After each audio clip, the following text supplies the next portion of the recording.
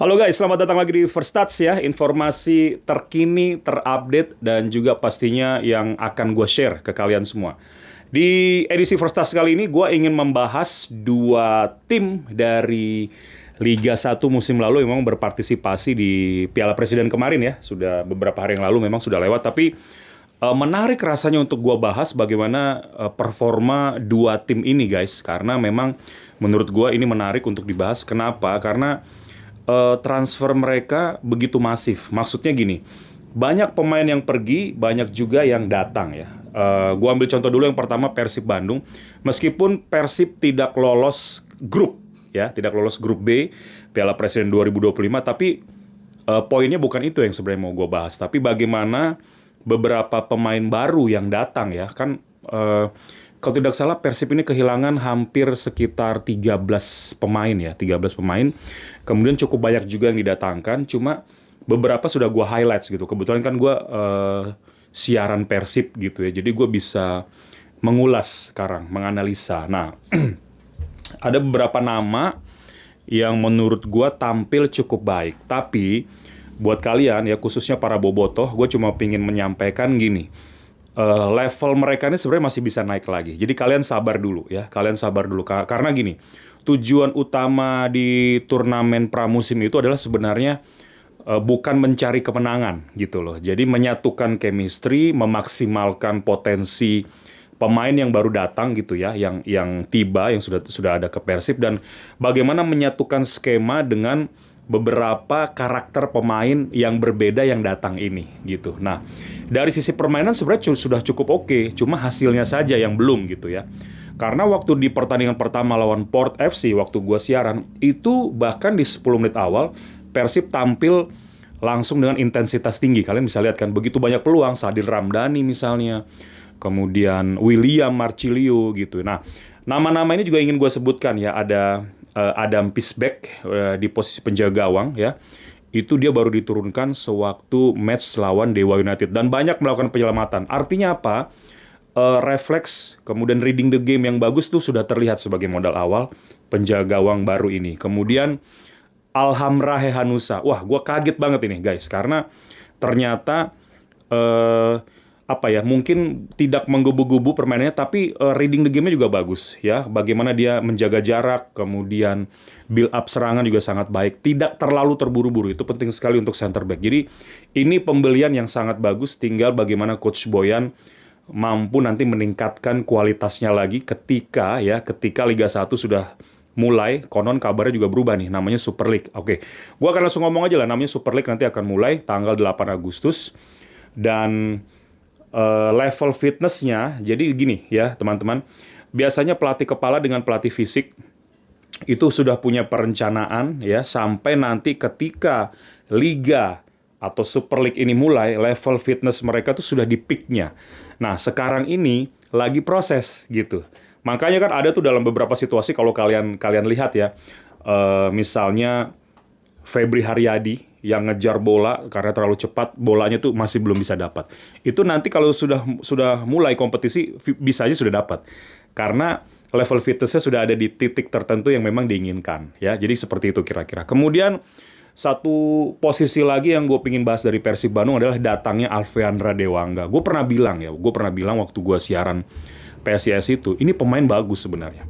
Jadi kalau ada tim musim depan yang bisa dapat, dia menurut gue itu sebuah pembelian yang sangat baik, dan ternyata ke Persib Bandung guys. Jadi memang dia menurut gue dia bisa menggantikan peran, mungkin berbeda karakter dengan Nick Kiepers ya teman-teman ya. Cuma memang Dewangga ini komplit loh. Kenapa gue bilang komplit? Dia multi posisi, dia bisa main di full back kiri, dia bisa main di center back kiri, dan dia bisa main di gelandang bertahan. Ya kan? Sementara kalau ngomongin gelandang bertahan, Persib juga sudah mendatangkan yang namanya Luciano Goicoechea. Dan mainnya juga sangat bagus gitu. Jadi memang ada jembatan yang bisa dihubungkan lah sama pemain ini, antara pemain bertahan dengan Mark Klok juga. Kan Mark Klok ini kan mungkin sedikit lebih bebas, atau role-nya number 8 gitu ya, nomor 8. Dan kalau ketemu tandem yang pas di lini tengah, maka Mark Klok ini akan lebih leluasa untuk bisa build up ke atas, progressive pass. Jadi menurut gua Luciano memperlihatkan sebuah permainan yang sangat bagus. Nah, Terakhir gue mau bahas juga yang namanya William Marcilio. Wah, ini sebenarnya skillful gitu ya. Cuma maksud gue, kalau dia lebih efektif, dia lebih bisa menurunkan egonya sedikit, maka Persib musim depan ini akan sangat berbahaya. Karena sebenarnya dia itu, gue punya istilah klasik number 10 gitu, yang sebenarnya sekarang sudah berkurang tipikal pemain ini. Nah, dia ini sebenarnya bisa guys, karena dia kan akan beroperasi di belakang penyerang, di mana posisi nomor 10 ini adalah posisi di antara ruang antar lini lawan gitu. Jadi di antara back dan pemain tengah lawan. Kalau dia bisa menurunkan ego, dia bisa lebih efektif, tidak terlalu menonjolkan skillnya, Persib bahaya musim depan ya. Jadi kita tunggu saja bagaimana. Jadi masih banyak pemain yang lain sebenarnya guys. Cuma memang gue ingin meng-highlight saja beberapa pemain yang didatangkan Persib seperti tadi ya, penjaga gawang, kemudian Alhamra, saudara kandung dari Rezaldi yang memang sudah memperkuat Persib Bandung, dan tadi ada Alveandra Dewangga, kemudian William, Luciano juga bermain baik. Nah, satu lagi yang gue tunggu itu sebenarnya level fitness, performa yang bisa meningkat dari Sadil Ramdhani. Kenapa? Karena kepentingannya ini sebenarnya bukan cuma di klub saja, tapi di tim nasional. Kalau dia bisa bounce back lagi, tampil bagus, gue yakin dia akan dilirik juga nanti sama Patrick Kluivert ya. Mungkin bisa membackup peran Beckham Putra. Ya, Beckham Putra kalau nanti main di kiri, dia bisa main di kanan.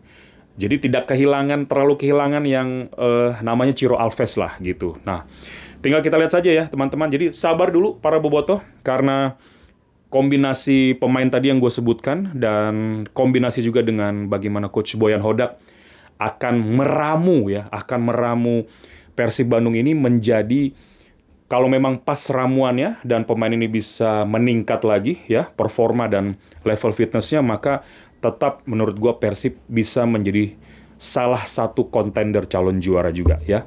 Tidak mudah ya, tidak ada yang mudah. Berproses semua, kita tunggu saja ya. Jadi patokan pramusim kemarin jangan dijadikan patokan, karena itu hanya uji coba untuk bisa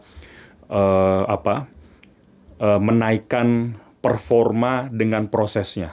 Ada satu lagi pemain muda yang menurut gue juga sangat menonjol, namanya Zulkifli ya. Wah, luar biasa. Ini sangat berprospek cerah, jadi kita tunggu saja musim depan akan seperti apa Persib Bandung. Yang jelas, gue menunggu kalau mereka semua ini sudah di level fitness yang sesuai, yang sudah diinginkan. Oke, teman-teman ya. Nanti kita akan lihat Super League akan mulai di tanggal 8 Agustus.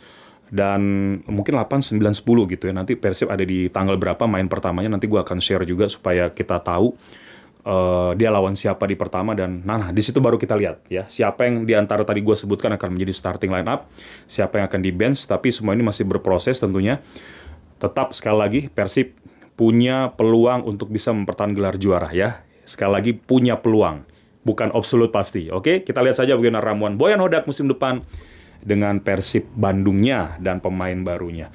Next, satu tim lagi yang mau gue bahas sedikit adalah Dewa United, yang juga menurut gue mungkin ini akan menjadi salah satu lawan yang paling berat untuk Persib Bandung dan tim-tim lain. Ini juga salah satu tim kontender untuk bisa meraih gelar juara Super League Liga Indonesia musim depan. Kalian bisa lihat ya, Dewa bermain dominan, betul-betul berinisiatif, transisinya bagus, jarak antar pemainnya juga tidak terlalu jauh. Karena memang mereka tidak terlalu banyak merombak pemain, meskipun sebenarnya cukup masif juga pemain yang keluar gitu ya. Dan gue cukup terkejut Risto Mitreski itu dilepas gitu. Tapi yang masuk penggantinya juga sangat baik. Nick Kippers dari Persib Bandung. Kemudian juga ada Edo Febriansah. Nah, ini menarik juga dan langsung diturunkan semua dari starting line up ketika tampil di Piala Presiden, dan Dewa menempati peringkat ketiga ya di Piala Presiden kemarin dengan mampu mengalahkan Liga Indonesia All-Star dengan permainan yang luar biasa guys. Kalian nonton ya, kalau kalian nonton itu Liga Indonesia All-Star dalam penguasaan bola selalu kalah dan selalu ditekan oleh Dewa United ya. Mereka juga sudah mendatangkan Wahyu Pras yang bisa bermain di fullback kanan, tapi juga bisa bermain di center back. Jadi ini juga menarik ya, karena kalau kita bicara pemain yang multi posisi itu sangat punya added value, nilai lebih bagi pelatih ya. Babak kedua Wahyu Pras itu digeser ke back tengah ya. Babak pertama full back kanan, babak kedua digeser ke tengah, dan masuk Adi Setiawan. Nah, salah satu kunci juga kenapa gue membahas dua tim ini, karena punya kedalaman skuad yang sangat baik gitu loh, untuk bersaing di Liga Indonesia musim depan. Jadi, dua tim ini bukannya gue mengecilkan peran tim lain, nanti gue akan bahas juga itu di video yang lain, tapi tetap kedalaman skuad yang mereka miliki menjadi dua tim yang cukup favorit lah untuk menjuari Liga Indonesia musim depan ya. Tidak banyak yang berubah. Egy Maulana Fikri di flank kanan masih menjadi andalan. Alex Martin juga di depan masih menjadi andalan, dan ada kabar juga kan Rafael Strijk akan segera dirampungkan untuk masuk ke Dewa United. Jadi ini kedalaman skuadnya juga luar biasa guys. Bisa saja kalau Alex Martin nggak perform atau cedera, Rafael Strijk siap menggantikan, ya kan? Dan kemudian satu lagi yang harus kalian garis bawahi adalah pemain atau kualitas pemain tengah Dewa United itu luar biasa. Masih ada Ricky Kambuaya, masih ada Messi Doro di sana, ada Theo Filio Numberi, Jaja gue masih mengikuti apakah sebenarnya masih ada atau sudah keluar itu ya. Nanti kita akan update juga. Tapi ini apa ya? Dalam tanda kutip mengerikan gitu guys ya. Dominasi progresif pass Dewa ini menjadi salah satu tim yang paling sering melepaskan progresif pass terbanyak loh di Liga 1 musim lalu. Jadi sementara itu dulu ya teman-teman. Gue mau update dua tim ini dulu sebagai salah dua favorit lah bahasanya seperti itu ya. Kita lihat bagaimana sepak terjang dua tim ini. Nanti kalau ada waktu gue akan bikin video untuk mereview misalnya Persija dan juga Persebaya ya, calon-calon tim juga yang kira-kira mungkin 5 besar teratas lah yang kita prediksikan, meskipun itu juga bisa meleset. Oke teman-teman ya, terima kasih. Jangan lupa like and subscribe channel ini. Dan tentunya kasih masukan-masukan yang positif, karena nanti kalau sudah Liga 1 mulai, gue akan selalu update untuk terus memberikan review dan preview soal Super League ya musim depan. Karena kebetulan gue juga masih akan membawakan acara ini ya. Terima kasih. Sampai ketemu lagi di First Touch berikutnya. Bye-bye.